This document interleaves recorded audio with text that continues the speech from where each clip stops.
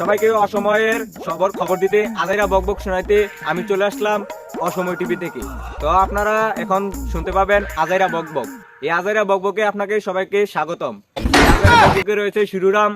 নির্বাচনে মমতাজ আপা ফেল হয়ে তার টাঙ্কি ফেটে গেছে। তো এখন আমরা চলে যাব মমতাজ আপার কাছে, কিছু বক্তব্য মমতাজ আপা দিবে আপনাদের সামনে। চলে আসুন। হ্যালো মমতাজ আপা, আমরা চলে আসছি অসময় টিভি থেকে, আপনাকে কিছু প্রশ্ন জিজ্ঞাসা করব। মমতাজ আপা, আপনি জানি নির্বাচনে ফেল হয়েছেন, আপনার অনুভূতি কি? আমার অনুভূতি আর কি হবে, আমি জনগণকে ভালো করে সেবা দিতে পারিনি। লোকজন আমাকে মানে কি আমার আমার কাছে মানে কি আমাকে অনেক খারাপ খারাপ কথা বলছে। সেজন্য আমি আর কি বলবো, সেজন্য আমি এই নির্বাচন আমি হেরে গেলাম।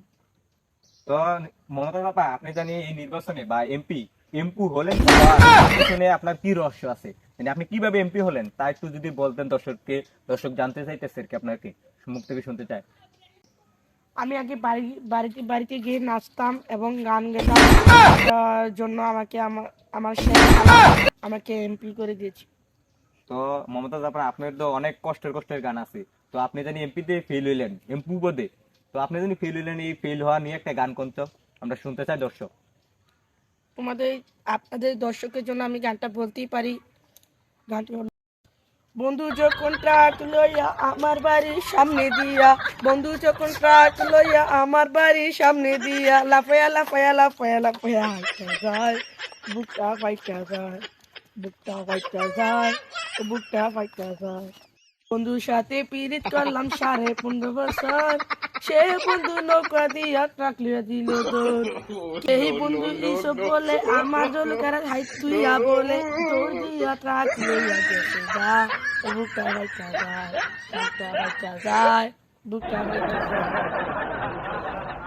আমি নষ্ট মনে নষ্ট চোখে দেখি তোমারে, মন আমার কি চায় বুঝাই কেমনে। আমি নষ্ট চোখে নষ্ট মনে দেখি তোমারে, মন আমার কি চায় বুঝাই কেমনে। মমতাজ আপা, আপনি তো নির্বাচনে ফেল হয়ে দেখলাম আপনার বুকে অনেক কষ্ট, জ্বালা, অনেক জ্বালা দেখলাম বুকে। তো আপনার জ্বালা মিটাতে এখন আপনি তো নির্বাচনে ফেল হয়েছেন, বাট আপনি টাঙ্কি ফাইটে গেছেন। বিপুল ভোটে আপনার টাঙ্কি ফেটে গেছে। তো ফেটে যাওয়ার কারণে আপনি নির্বাচনে ফেল হয়েছেন। তো আপনি এখন কি করবেন, পরিকল্পনা কি আপনার? আমি এবার আগের মতন হয়ে যাবো, বাড়ি বাড়ি আসবো এবং গান গান বলবো এবং নাচ দেখাবো।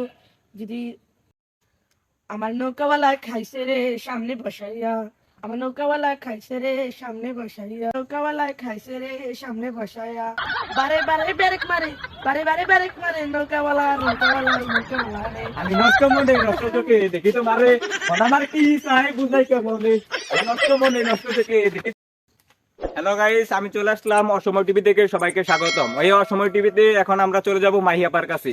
সেই মাহিয়াপা যে কিনা বলেছিল ভোটের আগে অনেক ভোট পেয়ে সেই বিপুল ভোটে ফাঁস হবে, কিন্তু আমরা দেখলাম নির্বাচনে তার ভোটে অনেকটাই হার কম।